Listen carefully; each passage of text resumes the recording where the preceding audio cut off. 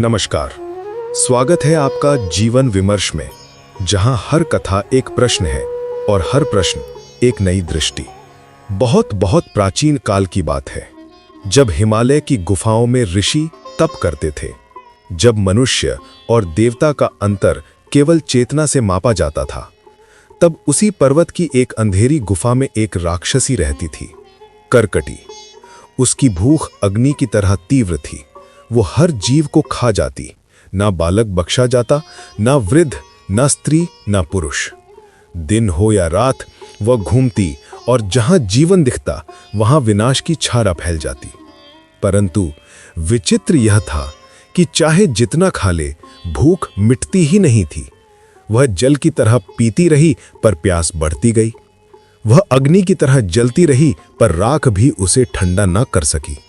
एक दिन वह थक गई, आकाश की ओर देखकर चिल्लाई कि हे ब्रह्मा, यह कैसी सजा है।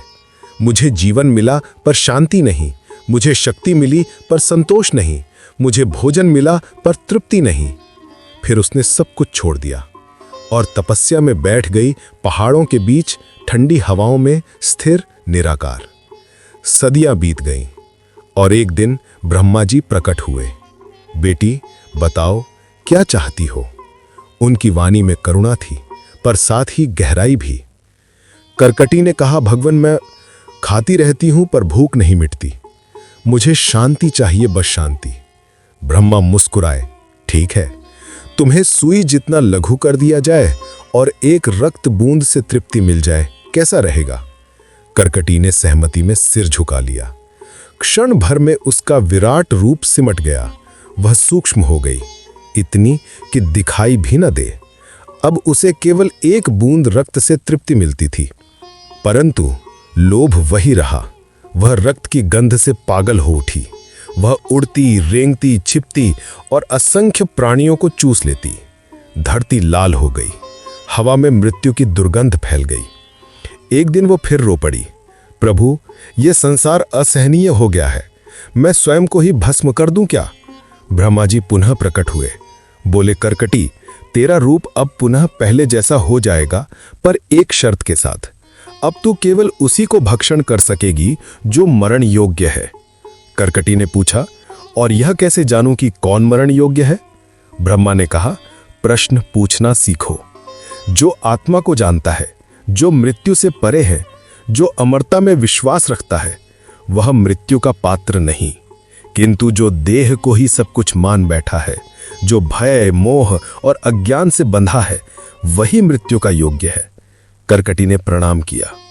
अब वह केवल पूछती, क्या तुम मृत्यु से डरते हो?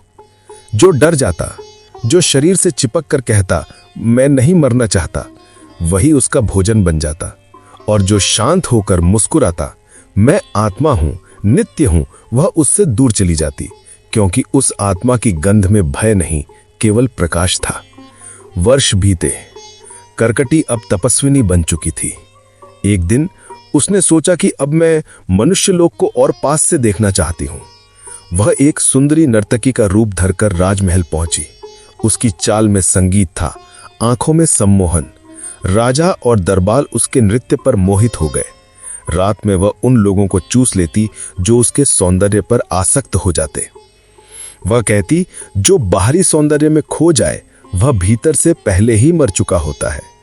एक दिन दरबार में एक वृद्ध ज्ञानी आए। उनकी आंखें स्थिर थीं, वाणी शांत। राजा ने उनका सत्कार किया। करकटी ने उन्हें देखा और पहली बार भीतर से एक कंपन हुआ, जैसे किसी अंधेरी गुफा में दीपक जल उठा हो। वह पास गई और पूछा, क्या तुम मृत्यु से नहीं डरते? ज्ञानी मुस्कुराए, डर किससे? मृत्यु तो केवल वस्त्र परिवर्तन है। मैं वह नहीं जो मिट जाए, मैं वह हूं जो देखता है, जो साक्षी है। करकटी हिल गई। उसने कांपते स्वर में पूछा, तो क्या तुम मर नहीं सकते? नहीं, ज्ञानी बोले, क्योंकि जो आत्मा को जान लेता है वह मृत्यु से परे चला जाता है। जो यह समझ लेता है कि देह केवल एक पात्र है, वह मरकर भी जीवित रहता है।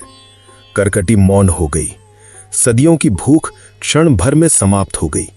पहली बार उसके चेहरे पर शांति आई। उसने पूछा, गुरुवर, तो असली तृप्ति कहाँ है? ज्ञानी बोले, जहां तू स्वयं को पहचान ले वहीं तृप्ति है। करकटी वन में लौट गई, ध्यान में बैठी।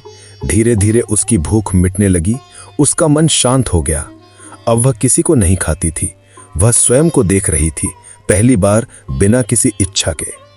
और तभी उसे समझ आया कि भूख शरीर की नहीं थी, भूख ज्ञान की थी। वह अमरता की नहीं, अज्ञान की दास थी। जब ज्ञान का प्रकाश भीतर जला तो सारी भूख स्वयं बुझ गई। मृत्यु केवल उस व्यक्ति को डराती है जो स्वयं को शरीर समझता है, पर जो जान लेता है मैं शरीर नहीं, मैं आत्मा हूं, वह मृत्यु से परे चला जाता है। करकटी की कथा हमें यही सिखाती है कि असली तृप्ति भोजन, धन या शक्ति से नहीं, बल्कि आत्मबोध से मिलती है। कथाएं सिर्फ सुनने के लिए नहीं होती, वे आत्मा को जगाने आती हैं। यदि इस कथा ने आपके भीतर कोई प्रश्न जगाया है तो जीवन विमर्श से जुड़िए, सब्सक्राइब कीजिए और कमेंट में लिखिए आपके भीतर कौन सा प्रश्न जागा, क्योंकि हर प्रश्न किसी नए उत्तर की शुरुआत होता है।